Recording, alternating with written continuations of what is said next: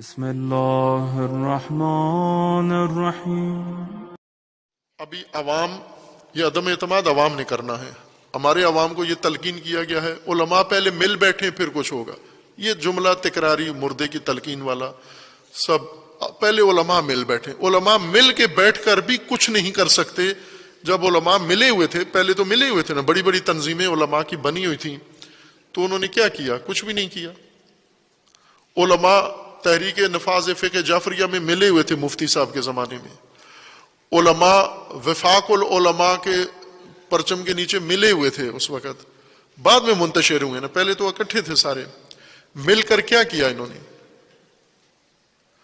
جب تک عوام ان دو لشکروں پر عدم اعتماد نہیں کرتے، آپ اگر بیٹھے ہوئے پہلے عوام یہ کریں، پہلے علماء یہ کریں، پہلے فلاں یہ کریں، رائے حل وہ نہیں ہے. رائے حل یہ ہے کہ یزید، لشکر یزید اور یزید سے بدتر لشکر پر عوام، شیعہ عوام اعتماد کرنا چھوڑ دیں. اعتماد کا مطلب یعنی انہیں اپنے ممبر پہ نہ آنے دیں، انہیں انتشار نہ پھیلانے دیں، انہیں تشیع کی جڑوں کو اور صفوں کو توڑنے کی اجازت نہ دیں. پھر پشاور مسجد محفوظ ہے، پارا چنار محفوظ ہے، کوئٹہ محفوظ ہے، لاہور محفوظ ہے، کراچی محفوظ ہے، سندھ محفوظ ہے، بلوچستان محفوظ ہے، خیبر پختونخوا محفوظ ہے، کشمیر محفوظ ہے، پھر پورا پاکستان محفوظ ہے. پھر جرت نہیں ہے کسی کی تشیع کو میلی آنکھ سے دیکھ سکے.